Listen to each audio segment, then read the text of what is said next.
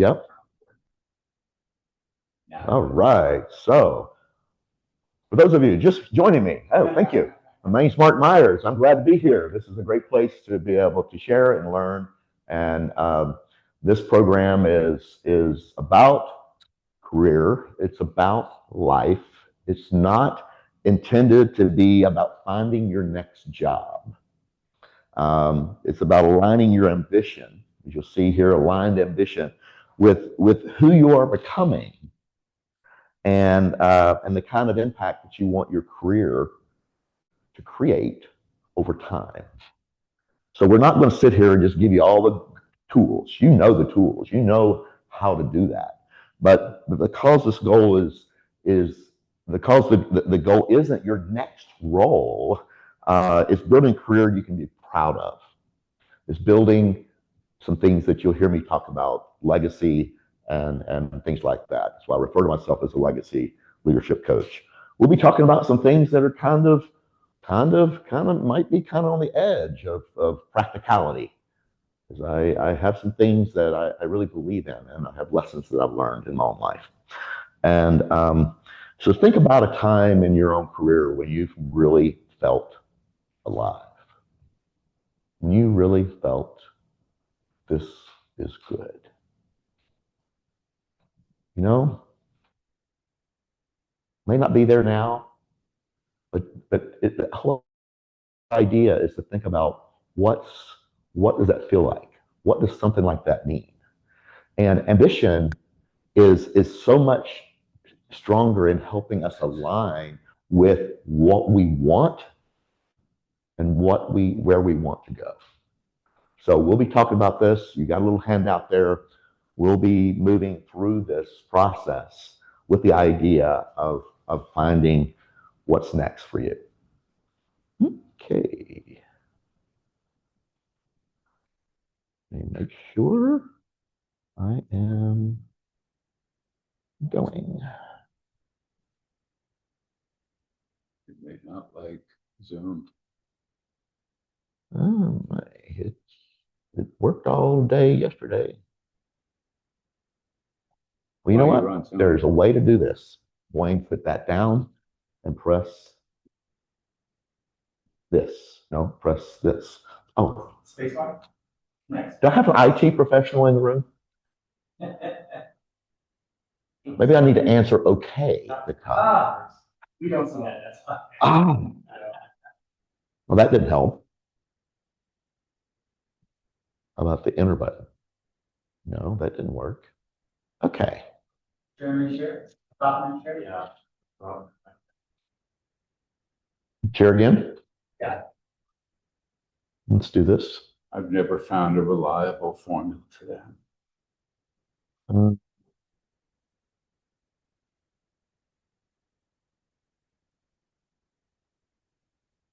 Got a down arrow.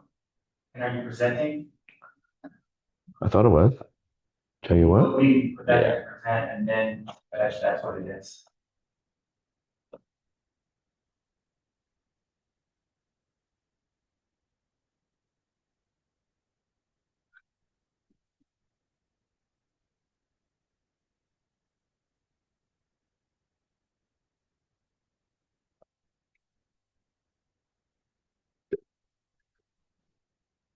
If it works.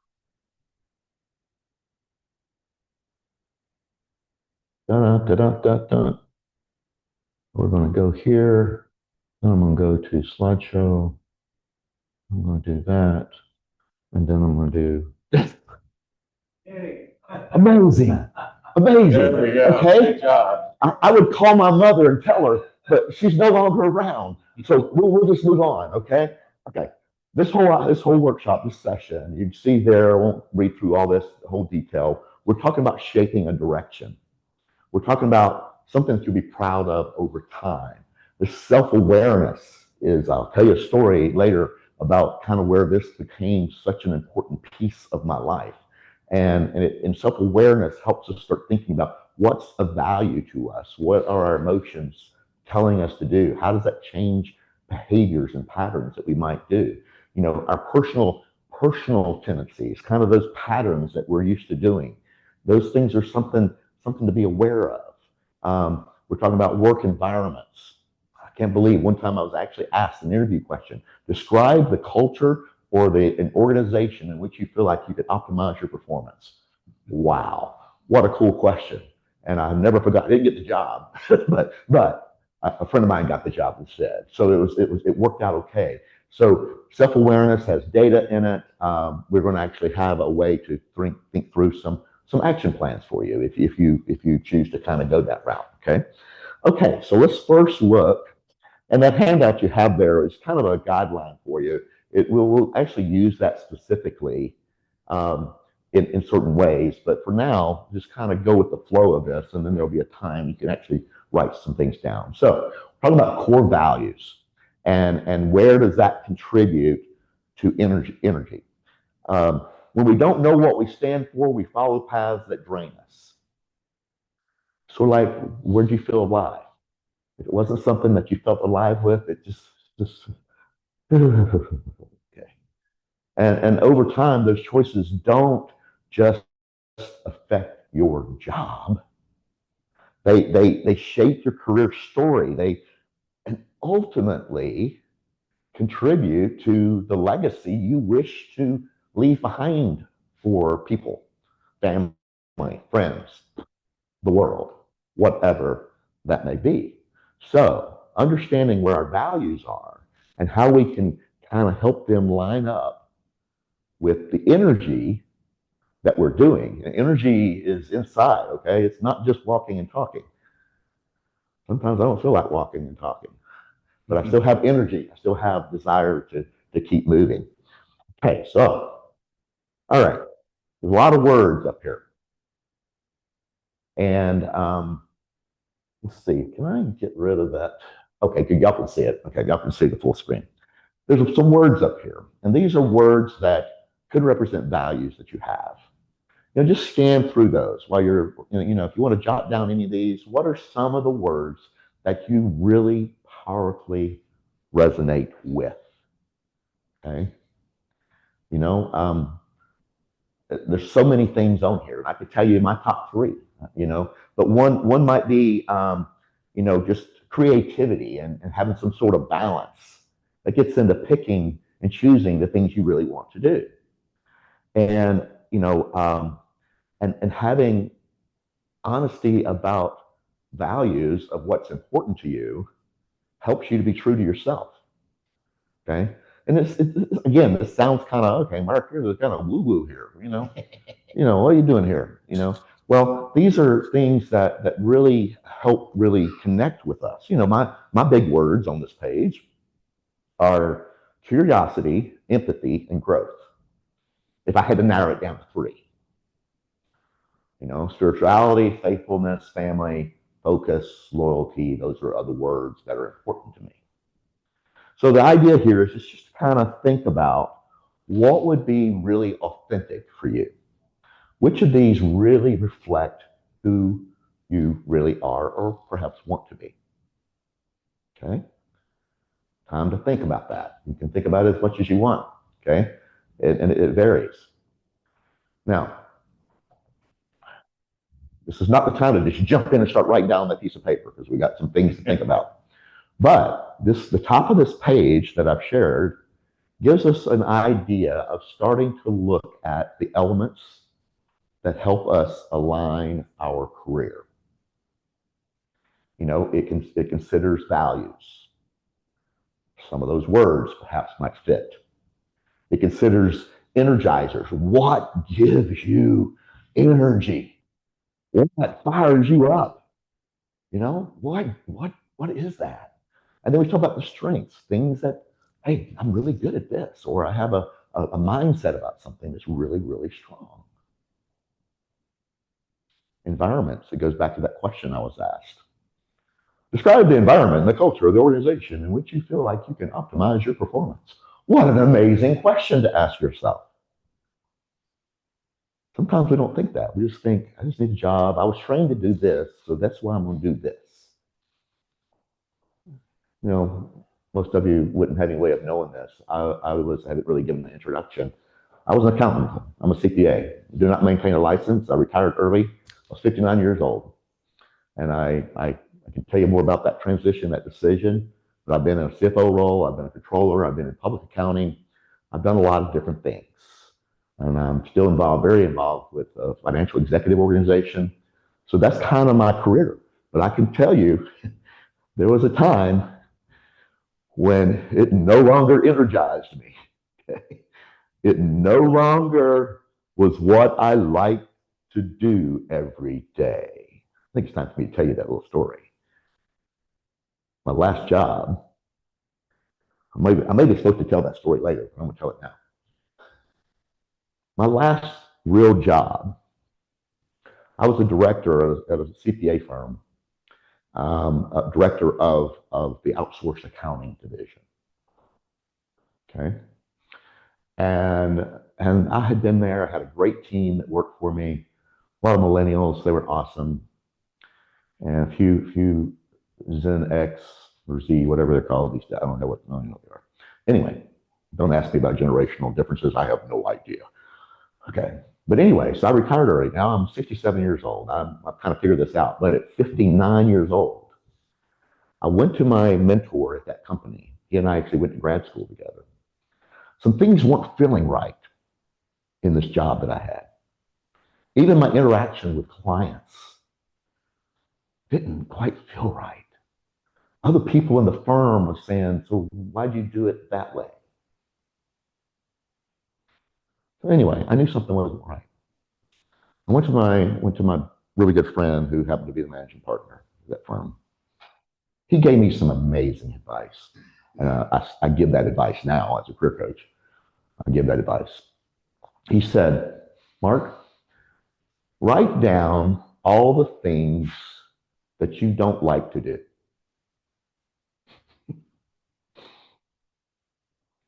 Professionally related. Okay, no, like to take out the trash or whatever. Just write down the things you don't like to do. And then he said, make another list of all the things you like to do. He told me this on a Friday. I worked on it over the weekend. On Monday, I went to him. I said, I got those lists. He said, tell me about it.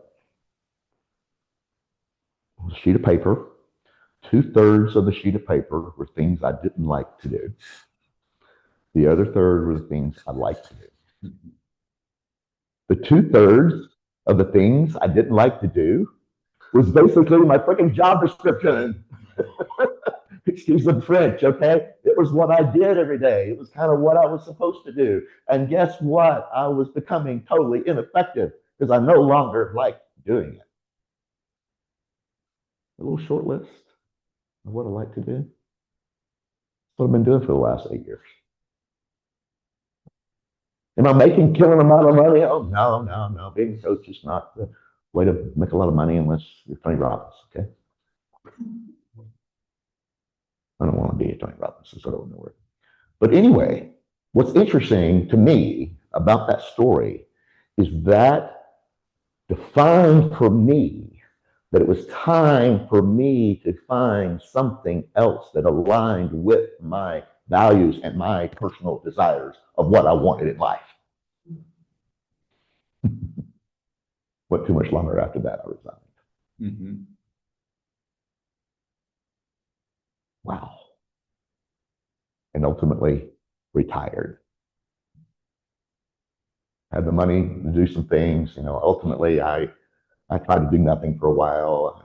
That didn't work. I'm also a certified Dale Carnegie trainer. So I started working on the Dale Carnegie training, and I've been teaching Dale Carnegie and MTSU for the last 7 years now. And so that's part of what I do. And it aligns so much with what I love to do. So anyway, all the stuff that we kind of evaluate and we think about, there is a way that we can keep this going where it aligns with what we want. What lights you up versus what drains you. Pay attention. Your energy doesn't lie. Okay?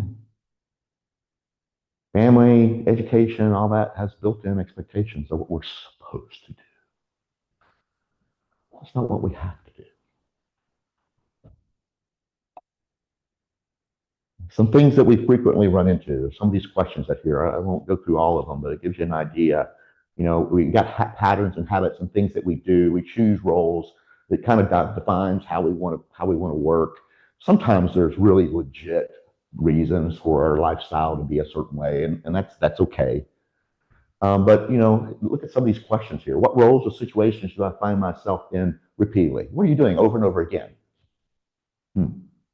If it's grunt things, it feels good. That's great. What feedback have I received more than once?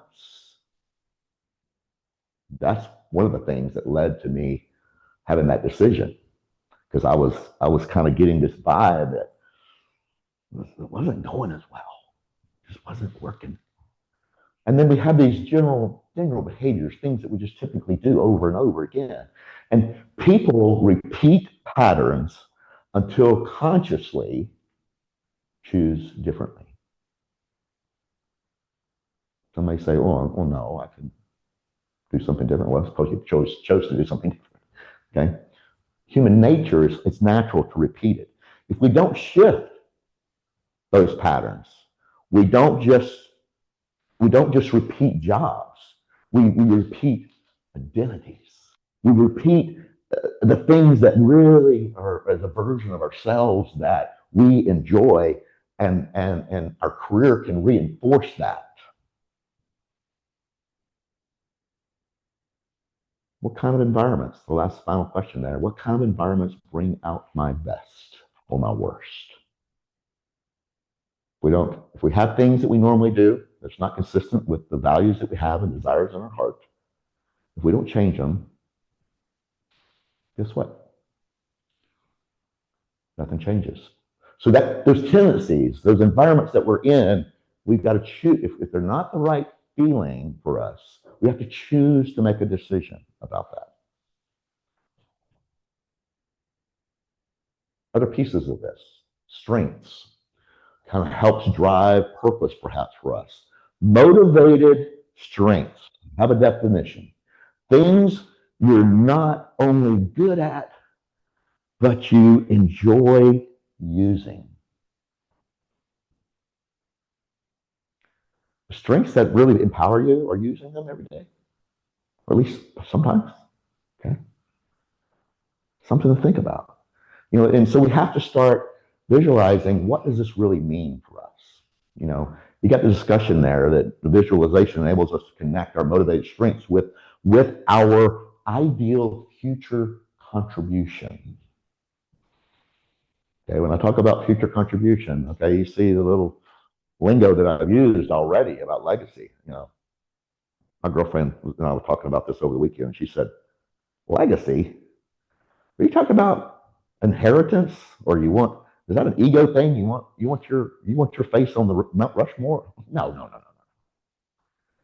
I want my grandchildren to remember me for the person who would sit down on the floor and play with them when they were little." I'm much older than my wife was much older than me. She passed away a couple years ago, and so I have stepdaughters that are in their mid-50s. So I have grandchildren that are in their 20s. Actually, I'm proud to say, as of a couple weeks ago, I'm a great grandfather. Okay, you know, 67-year-old great grandfather. How in the world does that happen? Well, I married up. That's what happened, Brett. I married up. But anyway, so what does my 23-year-old grandson and I talk about when we have chats? He lives in Texas. We talk about dating. Okay, what is that with the grandpa? Okay. Anyway, that's kind of a relationship that I strive to maintain. So let's talk about what does it look like to visualize what this might be.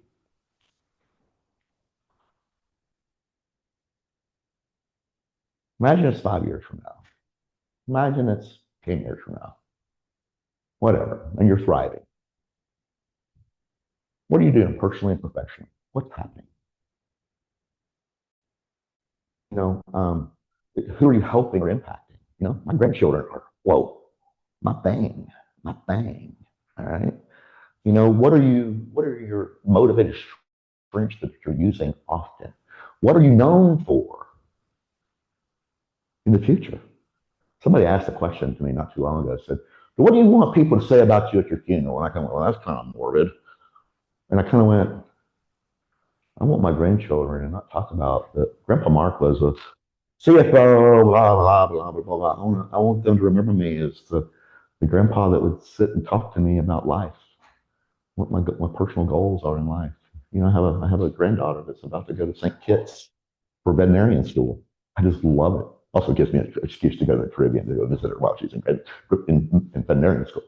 Anyway, so this is not just about success. It's about kind of defining your future. It's about what are you known for in your future? What impact are you having on others? Not just results and actions that you can measure or whatever, but the people themselves. It's not just about success. Success is measured dozens of ways. I measure it in both as achievements. Those are kind of the external things that people know us about, And then there's the internal success, which is personal desires and fulfillments that really give you personal satisfaction, that you're enjoying and energizing you. Wow. Why not think about the full picture of success? It's the kind of impact that we have is the success that we can create. Okay.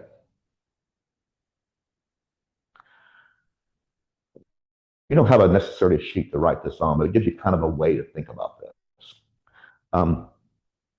I've had some significant things in my life, and I'll give you a little bit more of my personal story here in a sec. But I had to do a lot of self-reflection on what emotions are. And I finally had an awareness. I'm not sure. Did ChatGPT tell me this? Or did I read it somewhere? I don't really know. I don't really care. But I've embraced the idea that emotions carry data. When I have a feeling, it's not just a feeling that goes away. There's information there. And so I try to use that information to influence kind of what my next step is, how I respond to something, Look at the turning points you've had in your own career. Note I have here says, look at that turning point. What emotion was dominant at the time you made a significant change? What was it telling you? It might have been a cognitive decision. I need to change jobs. I need to make this amount of money. This works better for me and my family. This has a better work-life balance, blah, blah, blah, blah. But what else was there? Your emotions point toward your needs and your values. That's why I don't ignore them. I've had people just totally discount my thoughts on this. Well, emotions, they're just emotions. They really don't matter. When constantly ignored, we could potentially struggle in life. Let me give you I'll try to make this really quick story, a personal story. I have it actually written out, but I'm not even going to refer to the notes. I'll just tell you. I mentioned I was a widower. My wife passed away a couple of years ago. But long before that, it was 2 a.m. I came home. My wife was still in the emergency room. They wanted to keep her for observation. I came home, walked in the house. I realized this may be what it's like when she's not here. Oh my goodness. It threw me into an emotional chaos. I was well jumped off the rim of the Grand Canyon. Didn't know where I was going to land. It began to change a lot of things for me. There was this moment that it kind of hit me that there's more to life than me just making decisions. There's more to even being a leader in organizations than just clocking it out and doing all those things. There are pieces of this that actually have meaning for me. So I began to kind of do a lot of self-evaluation of what's important to me. What are my emotions telling me? And I realized it was affecting the way I was leading people. It was affecting, I mean, I was going through motions. I was just, I had good thoughts. I was a pretty smart guy, so I could kind of do things that kind of made sense. But I was losing some some acknowledgement of my own feelings. And I learned that night that feelings matter. As I began studying that even further that night and weeks after that, my wife was fine the next day. She lived for another few years, okay, and then she finally passed. But that night, 2 a.m., road to Damascus, or whatever those stories are, that was my road that night. And I realized that how important are my emotions. And guess what? In order to identify my emotions, I need to be truly, fully self-aware. This is where sometimes I lose people because self-awareness. Let me tell you, self-awareness is part of how I've learned to function through my grief journey, through my relationship journey. And I began to realize that it's affecting how I lead and how I communicate with other people. Because I was losing touch with what was important to me. Make a long story short, I began to identify that self-awareness is my superpower. I've got an article, kind of tongue-in-cheek. Sorry, Scott. I got an article that's being published. It's actually not an article, it's a chapter. It's going to be in a book. It's going to be published this summer. And the title of this chapter is Self-Awareness is Sexy. And it's kind of flippant, but the whole idea is that there is a degree of attraction and self-awareness. It's why I like myself better. It's why other people hopefully will like me. And the work that I do, because I enjoy it and it aligns with my ambition, it aligns with what makes me happy. Guess what? I'm going to be amazing at that. So anyway, allow our emotions to help us drive to deeper aspects of where we're wanting.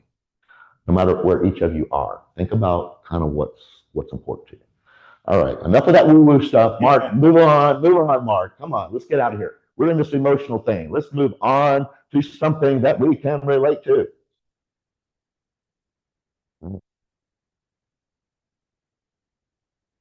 On that sheet of paper, you'll see at the top an outline. We call it a career alignment map. Things that you can kind of process and do on your own. The core values. What are 2 or 3 of those core values that are most important to you? The energizers. What activities? What are those things you like to do? That list I made. What's the environment that's important? What kind of interaction do you want?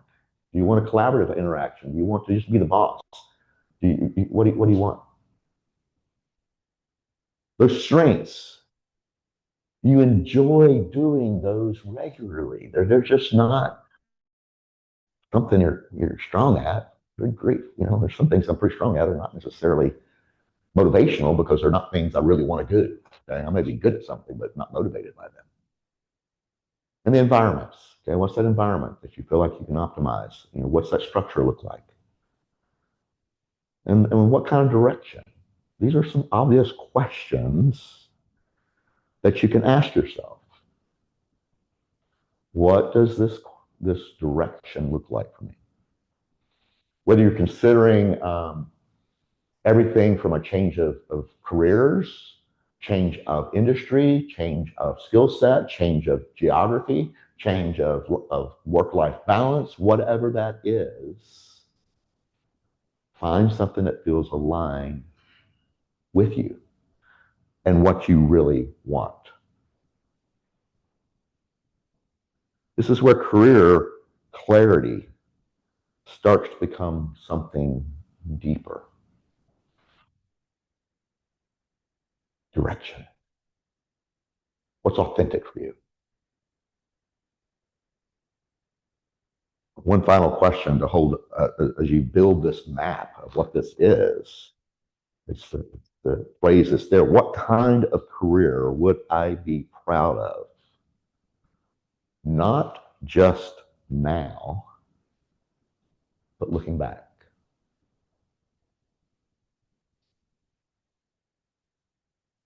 Remember when I said this little session today is not about finding a job? It's kind of like finding yourself and how that fits into the career path. Okay. Just saying. So we got this little map that we have here, values, energizers, motivated strengths, an underlying piece, what's the environment look like that you feel like you can thrive in, and then help that define a direction. Okay, transition to the other half of this. Okay, we've got the career alignment piece that we've been talking about. Most people think about career decisions in isolation, job to job, opportunity to opportunity. But every decision you make is shaping something bigger. It's shaping who you become, how you influence others, and what your work ultimately stands for. That's the difference between choosing a career and building something you're proud of. I mentioned self-awareness, my superpower. Well, awareness is powerful, but it only changes your life when paired with action. And the actions you take now don't just create opportunities, they start shaping the trajectory of your career over time. So you have the right side of this. Long-term impact. What's that legacy impact? What's the piece of that comes into play? Feel free to start filling in some of these things as you reflect later. Identity. Who am I becoming? Okay, these are some of those real kind of vague, kind of woo-woo-ish kind of discussions, right? Who am I?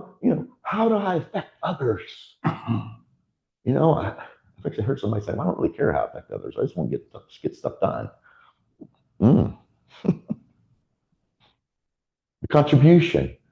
What do you help with? What's the problem you help solve?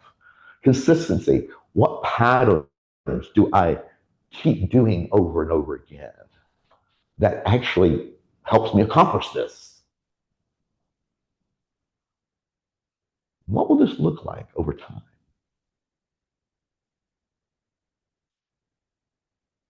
What do you want your leadership footprint to look like? What do you want it to be? What do you want people to remember you by at some point in time?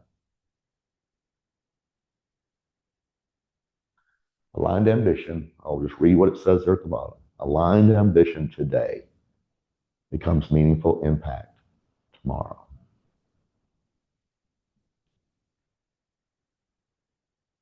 All right. Heavy, perhaps. But here's the way you can kind of begin to outline that if you wish. Reflect on these points, these questions.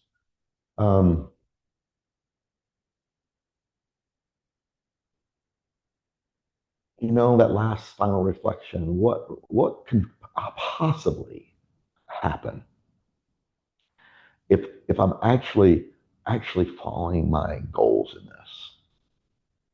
What do I need to change now to make that shift if we're not already there? Maybe right there. Say, Mark, you're singing my song. But sometimes things change, and sometimes the impact that we can have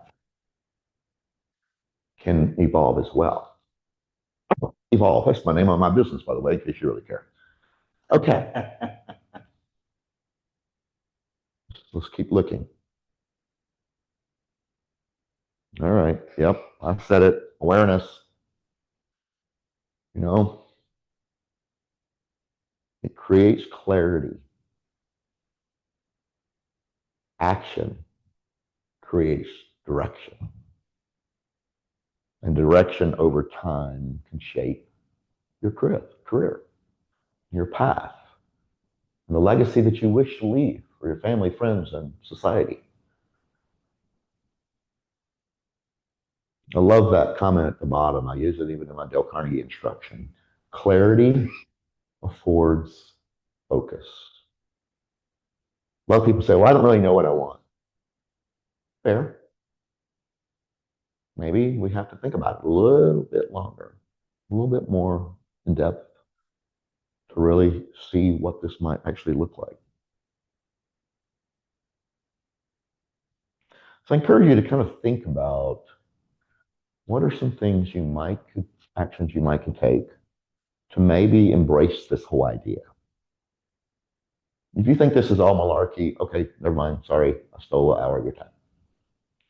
But if you feel like it's something that can actually be useful, think about what little tiny step you can take to reflect on what the next thing might be. Because those tiny steps can create massive clarity, and clarity affords focus. Rah, rah, ree. Yes. What does success look like for you? What does it look like? There's an opportunity for us to make a shift if a shift is important to us. Okay? Sometimes a shift is nothing more than just moving into a different environment. Okay?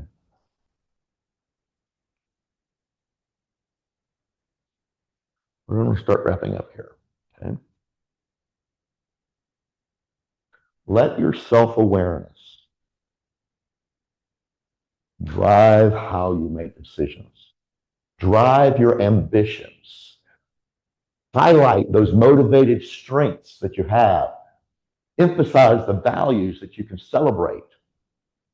And think about how all of that aligns so well. Self-awareness is my superpower. Guess what? I'll claim it. Some days, my self-awareness is a little faulty, and I kind of have to do a little check in a little bit. The next career chapter doesn't need to be a leap into the unknown. It can be a return to your truth. Whoa, okay. Return to what you really want to be. Return to who you want to represent to the world. Your career isn't just about what you achieve, it's what your choices build over time.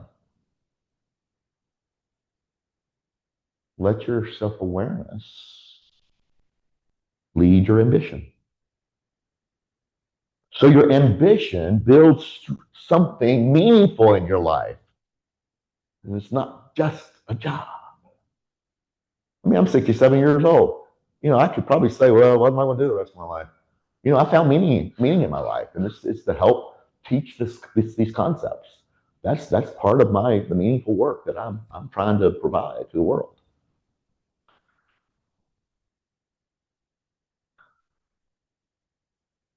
So you got that self-awareness, which can help us get to the action that we want to align with. And because your career isn't about what you just receive or what you achieve, it's about what your leadership allows you to impact and leave behind. One amazing experience I had in my last job. I mentioned it was before I retired, and I had a group of young people that worked for me. And a little backstory, I replaced a guy that was a real discounting, whatever, about a year and a half before that. So I looked pretty good no matter what, because I replaced a guy that was really bad. Well, anyway, I'll never forget one of my employees. It was time in the organization for employees to nominate other employees for individuals who seemed to be really championing the core values of that company. I've nominated a few people along the way. Well, this one particular time, it was a time for us to have a little staff meeting, and And whoever was getting that recognition was going to be announced that day. All my team, except for this one person, was there, and it was okay. And it's time for the person who was honoring is the one who actually kind of speaks and stands up. So anyway, here we are in this little conference room, and they said, "Shelby, come forward." I'm thinking, Shelby, holy moly, she's my only team member who is actually here today. Who did she nominate? Who is she recognizing? Well, 24-year-old girl gets up and starts reading a speech. Mark is always there with us. He's always there. He's always working late to support us. He contributes. He asks us questions. He asks us how our days are. He collaborates with us. He doesn't just tell us what to do. He treats us as people. He treats us, you get the idea. Next thing you know, poor Shelby got tears coming down her eyes.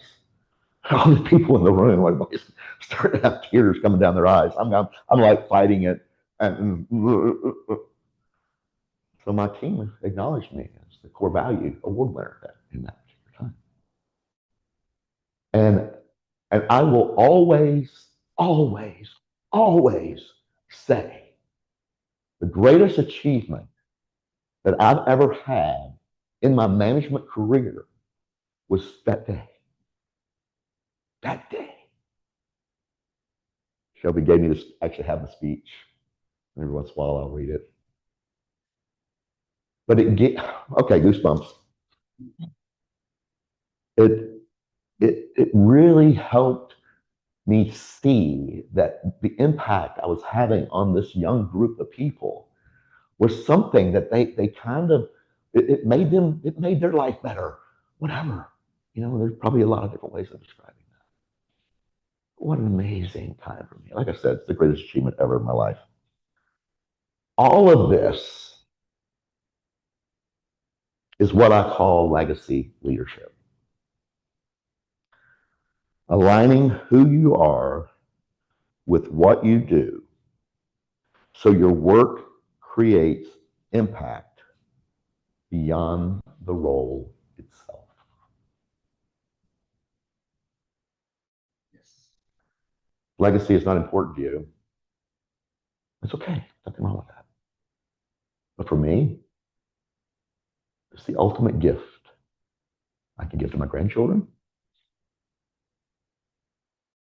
Ultimate gift I can give to my family who kind of just thinks Uncle Mark is just one of those guys, he's always doing stuff. Yeah, I am always doing something. But I'm dedicated to creating a life that impacts other people. So meaningful direction. When I made that list in the bottom third,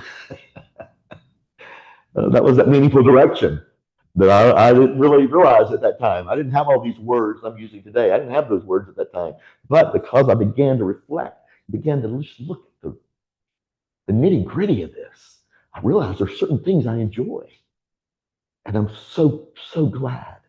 Whether I'm making money or not, I'm so glad that's what I'm able to focus on now. And when I talk to my grandson about dating, we still have fun, okay? It doesn't have to be what his career is like, and so forth. Okay. Feel free to do something with this if you want. I've got some other things I could offer. I've got some other trackers and tools, but I don't want to make that the focus. So we want. You want to talk more about this stuff? I'm happy to do that. I really thank you for tolerating and listening to a story that's real important to me. This is the way I choose to live my life. And whether it's teaching a man how to find legacy in their career because they never look at what fulfillment is, or helping the mothers of the world or the females of the world find meaning in their own life and how they contribute to their own families and to the people they love and care about. That's what drives me. Cool. So Cool. I'm open for questions. If you have other questions you want to ask, feel free. I've got business cards, got all that stuff. If you want to stay in touch, but you got the information there as well. Thank you for allowing me to come speak with you. Yes. You've got hearts and thank yous floating above the screen. Any questions from Mark? That was a wonderful presentation. Thank you very much. Any questions? No? Okay. Comment, this was very inspiring. Thank you. So we will not be here next week. We look forward to seeing you in 2 weeks and hope you guys start having a wonderful summer. Thank you so much. Good night. Is that right? Thank you, everyone, online and everywhere else. Thank you for listening.